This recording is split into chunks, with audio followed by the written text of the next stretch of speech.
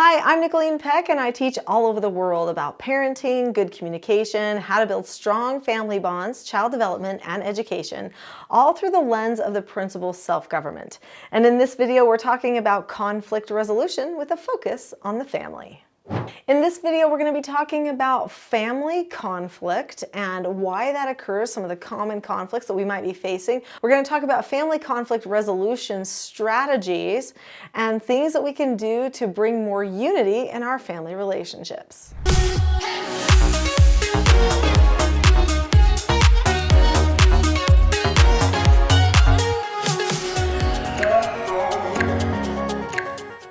Nearly every family has moments of conflict. In fact, it's probably safe to say that every family at one time or another has times where they're experiencing conflict. Why is it that conflict occurs? Well, usually it's because a person feels like someone doesn't understand their needs, or they're not getting their needs met in some way, or maybe they're trying to explain themselves to another person.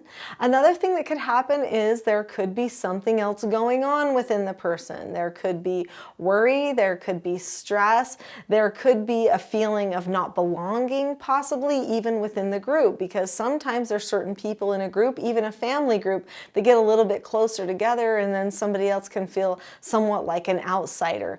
So family is this place where everyone should feel like they belong, where there's unity. But the thing is even within families, there's so many differences in personalities and some of our focuses and priorities in life that sometimes it can make it hard to get that sense of unity and belonging all of the time, especially as people get a little bit older. So what can we do in order to foster the concept of belonging then? Because that should be at the foundation of everything. When a family is focused on belonging and they're focused on good communication, the family success rate goes way up. In fact, having good communication actually instills a sense of greater understanding and belonging within that family unit. So what should you do if your family is struggling a little bit with this sense of unity? Well, it's good to start with having what I call a family vision. A family vision is when you decide ahead of time, you create a picture in your mind of what type of a family that you would want to be in the future. Maybe make a 20-year picture into the future of who you want to be when everyone's grown up and maybe having families of their own. And then work toward how that picture in the future feels right now in the moment. Maybe even have practice sessions at creating that type of family now. It also could be very beneficial to establish a system where your family communicates and problem solves the issues related to the family on a regular basis. So this would mean having family meetings, family dinners, and communications that brings the relationships closer together. Now, sometimes even if a family does have close bonds and relationships, they can still experience conflict. And this is because they don't have the skills that they need to solve their problems without reverting to the emotional part of the brain. So the front part of the brain, the prefrontal cortex, this is where all of our logical processing happens.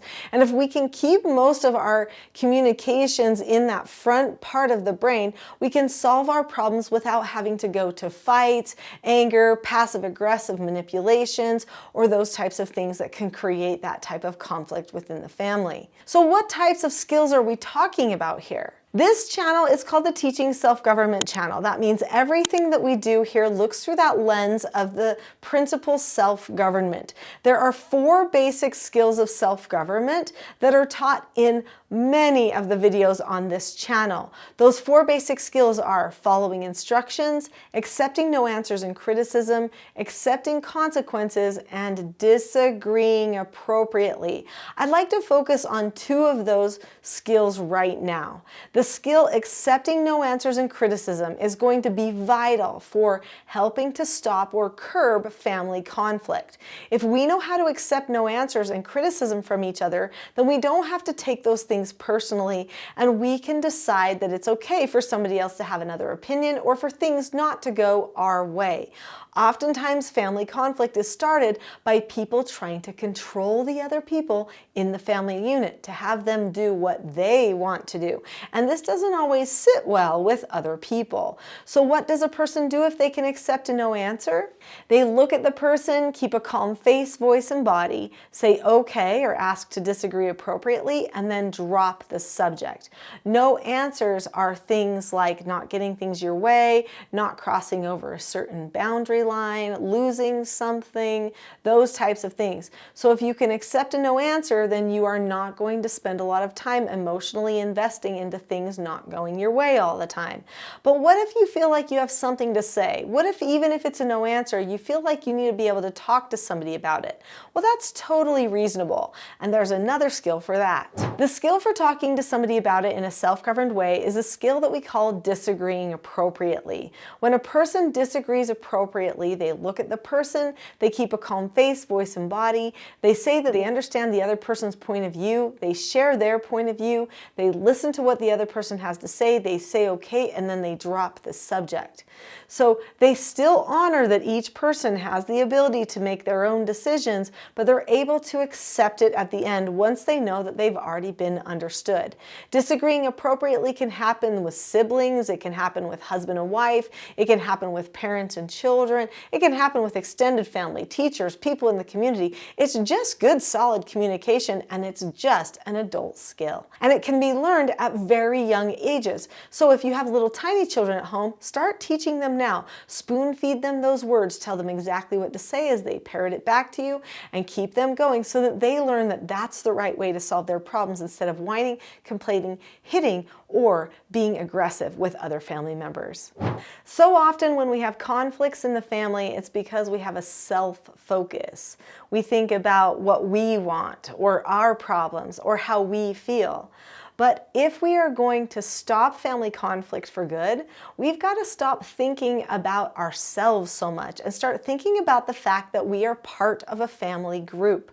We need to focus on that family for unity. We need to make sure that we remember that when you're part of a group, you have a responsibility and a duty to listen to the other people, to care about what types of things that might be concerning to them. So that means that if I'm going to disagree appropriately with them, I expect that they will listen. But if they disagree appropriately with me, then I'm expected to also listen.